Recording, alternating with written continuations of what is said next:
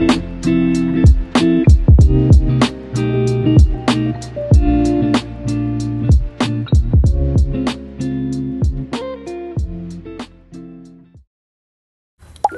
teman-teman, hari ini yuk kita belajar mengenai salah satu bencana alam yang sering terjadi di Indonesia, yaitu banjir. Teman-teman tahu nggak sih apa itu banjir? Banjir adalah peristiwa alam di mana suatu daratan yang biasanya kering terendam oleh air dalam jumlah yang besar karena volume air yang melebihi kapasitas sungai, danau, atau sistem drainase. Kira-kira apa saja sih tanda-tanda dari banjir? Yang pertama, hujan deras berkepanjangan membuat air meluap hingga genangan menutupi jalan dan halaman rumah. Yang kedua, saluran air yang terus sumbat membuat air hujan tidak bisa mengalir dengan lancar. Ketiga, permukaan sungai dan danau yang meningkat dapat meluap ke daratan sehingga lahan dan persawahan mulai tergenang. Dan yang terakhir, adanya peringatan dini dari BMKG mengenai potensi hujan ekstrim dan banjir. Sudah paham ya? Kalian pasti bertanya-tanya bagaimana cara menghadapi banjir dan apa yang harus dilakukan. Saat banjir datang, hal pertama yang harus kita lakukan adalah tetap tenang dan jangan panik.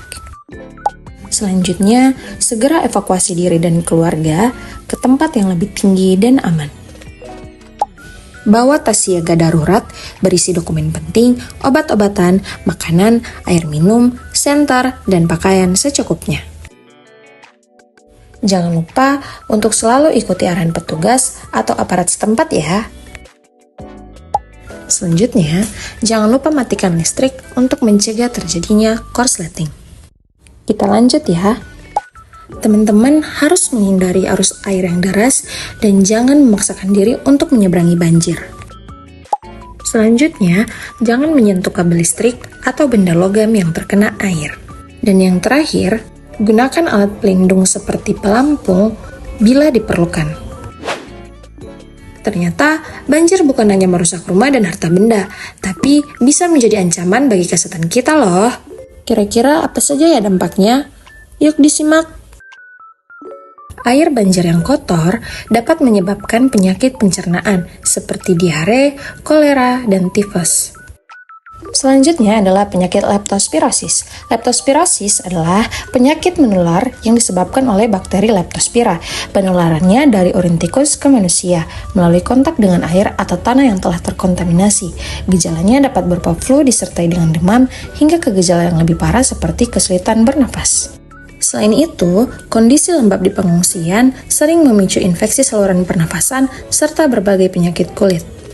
Selanjutnya, genangan air setelah banjir menjadi tempat berkembang biaknya nyamuk yang dapat menularkan demam berdarah dan malaria. Serta tak jarang pula korban mengalami cedera fisik, keracunan makanan, bahkan stres dan trauma akibat bencana. Akhirnya, kita sudah sampai di ujung pembelajaran.